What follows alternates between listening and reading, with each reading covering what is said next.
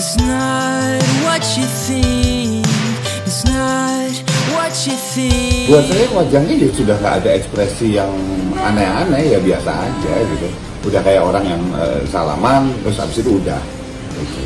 Terus ketika dia nabrak kakaknya di depannya, karena kalau kita perhatikan kakaknya itu kan tiba-tiba masuk gitu ya, orang nabrak sah-sah aja, itu bisa terjadi pada siapapun, nggak perlu kita besar-besarkan.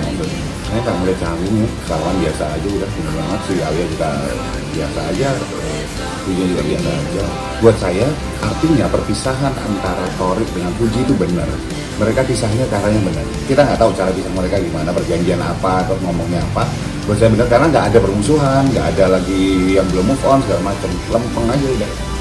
Saya malah kalau istilahnya ya, kalau saya ingin belajar dari mereka cara putus yang keren gitu gimana sih, sehingga nggak ada benar-benar nggak ada grunge istilahnya, nggak ada hambat, nggak ada yang sesuatu ganjel gitu. Ya udah lempeng aja jadi saya nggak ngelihat Fuji nggak nyaman, saya nggak ngelihat Fuji grogi, saya nggak ngelihat Fuji masih tanda petik salting di depan mantannya gitu. Udah nggak, buat saya udah move on. Udah plong aja gitu ya Mas? Ya, plong apa saya nggak tahu, tapi yang jelas buat saya cara dia berinteraksinya artinya dia sudah cukup move on dalam hal dengan mantannya. Nggak ada ekspresi, nggak ada juga. Kebiasaan jealous itu nggak bisa dilihat ekspresinya, yang bisa dilihat ekspresinya apakah takut, apakah marah, apakah sedih gitu ya. Dan itu nggak muncul, jadi buat saya ya nggak ada rasa udah. Kalau hubungan yang bisa pisah dengan baik-baik, habis itu bisa ketemu dengan pasangan barunya segala macam, buat saya itu adalah cara yang cukup dewasa dalam menyikapi sebuah hubungan. Komunikasi sampai hari ini juga nggak ada, Kak? Berarti kemarin terakhir ketemu di acaranya Bunda ya? Terakhir ketemu di acara Bunda ada maksudnya ngobrol lagi nggak sih selain kemarin si Fuji minta maaf gitu?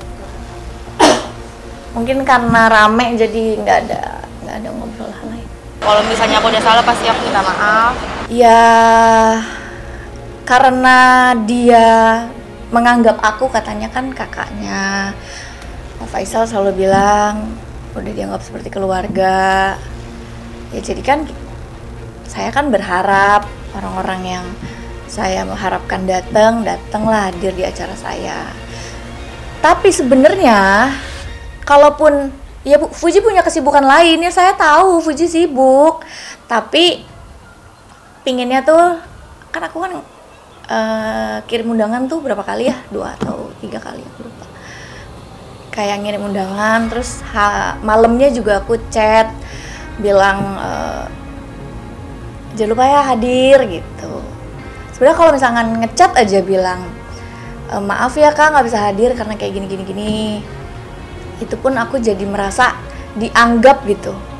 Aku jadi merasa ya dianggap di dalam hidupnya dia gitu. Nah akhirnya tidak hadir.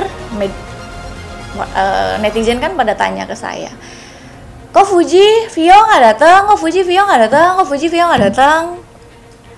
Ya akhirnya saya mempost, ya saya nggak tahu kenapa nggak hadir, yang penting saya sudah mengundang. Bahkan chat minta maaf kenapanya pun saya nggak terima gitu. Besokannya ulang tahun Ashanti hadir, jadi kayak gimana ya, saya yang mencoba untuk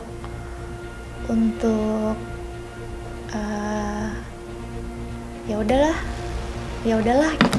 Tapi makin lama makin nggak enak aja keadaannya gitu. Ya terserahlah ya, mungkin ada sebagian orang yang ngomong apa kayak, tapi saya merasakan ya biasa-biasa aja, nggak ada yang perlu dibesar-besarkan. Masalah-masalah kecil antara orang yang sudah berhubungan lama, saya nggak ada masalah sama saya. Saya sudah dulu kan sudah menganggap dia sebagai anak, ya. Ya tetap sikap saya tetap seperti itu. Tapi kan mungkin kalau untuk bertemu jarang karena pertama saya sibuk. Ya saya kan dalam sosialisasi di masyarakat. Terus saya juga punya usaha dari sibuk.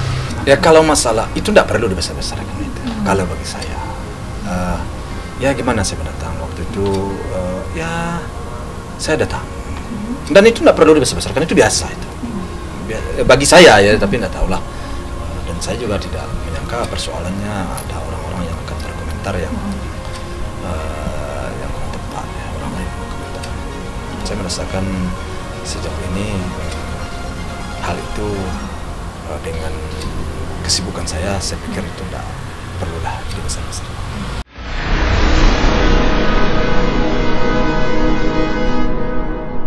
Jadi jangan lupa untuk subscribe Cumi Cumi.